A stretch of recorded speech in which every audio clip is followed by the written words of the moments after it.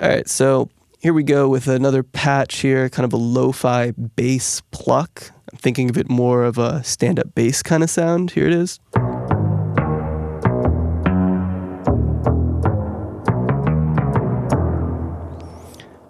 It has many purposes. You could play it an octave higher and play some chords, but I'm going with sort of the plucked bass here. Looking at the oscillators, you know, the waveform, these all just have their own sound, and I thought, you know, my choices here were to try to get to this goal of making a kind of bass pluck. So I chose these, but you can do this with other sounds. No really no wrong answers, just experiment. The more important thing is the modulation. So for plucked sounds, it's good to, or in real life, for plucked sounds, you start with more high frequencies on that initial attack, ja, and then it immediately fades out. So that's what we're trying to replicate here. We're starting up here, boink, boom, boom, really quick. Right, that's happening faster, so we're getting less high frequencies. Right, it's a little subtle. I'm just gonna reset it there. But I'm doing that over here, modulating this, the velocity of this. So the harder I play, the wavetable is gonna change for just this oscillator. I like to do that as, you know, if you hit a string harder in real life, it sounds different, right? There's a little bit more of a character. So, you know, you can do that with just obviously volume, more high frequencies. This, I'm just changing sort of the sound itself, but only on one oscillator, so it's not super overbearing. And then I have this guy, these are up octaves, and you can see I often do this. I'm adjusting the pitch. This one's going down and coming up, and these guys are falling down. I'm adjusting it randomly. And I'm doing that a different amount for each oscillator, which just gives me a more random sound. It means if I was doing this all -4, say, for every one, you'd hear that noticeable pitching and it wouldn't get to the note on time. You know, this guy's going to arrive to the note quicker than this guy, who's going to arrive quicker than this guy. It gives you a little more consonant sound, and it just kind of, you should experiment with different values here. I really like to do it when I'm trying to make something emulating a real life instrument. You've seen this potentially before. This just adds some grit. I'm going to do this again.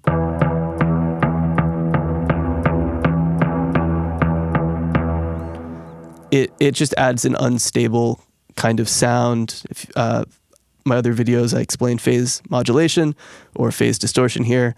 You know, you can sort of think of this as an amount, and I'm taking the wavetable here and just messing with the phase to cancel itself out a little bit, but I'm pitching one up slightly, so we're getting a bit more of an unstable sound.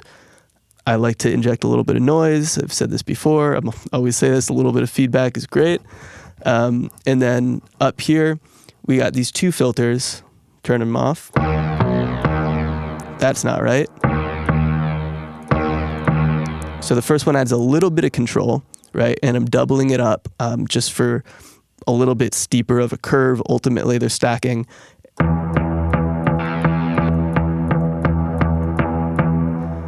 So there's a bit of a difference you can hear with just this one off and this one on. I like just to double them up, move the resonances around. I felt like this was a good setting because we're trying to do our pluck. We start with high frequencies, go down, and you know, I'm sort of doing that in 3 stages: a bit over here, a bit over here, and a bit over here, just to get a little steeper, a little faster, just to sculpt the tone to my liking.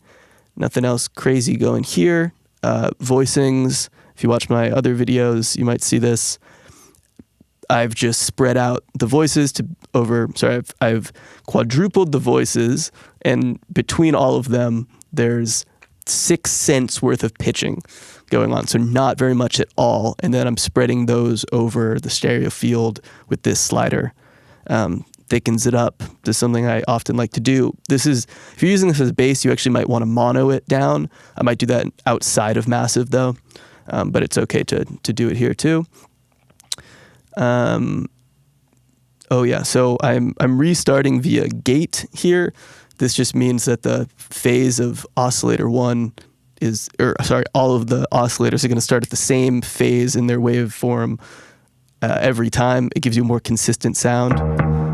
I would play a bunch of notes, but I've already tried to be inconsistent. But this, at least I know the starting is the same every time. So it's not going to be a little wonky, a little less impactful. And then, yep, got a little bit of a flanger here going positive. It just adds little movements, really subtle.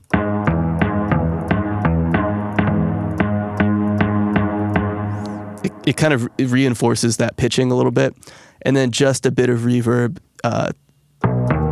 helps to have the sound stand on its own. And I'm not actually doing anything on the EQ.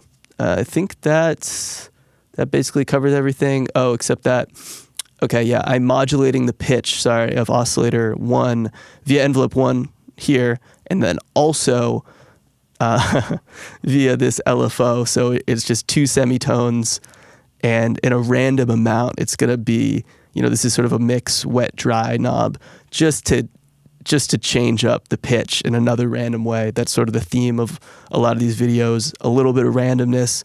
That's what real life sound is like, You hit something harder, it's not the same sound but louder. It's the same sound with different harmonics excited, and there's a whole lot of different things. But I think if you can modulate via velocity and have random values happen as well, it's going to get you a more believable sound. And I think for something like lo-fi hip hop, it's really trying to be organic and that analog vibe. So that's why I'm making the choices of just going a little bit random here. All right. Thanks for coming.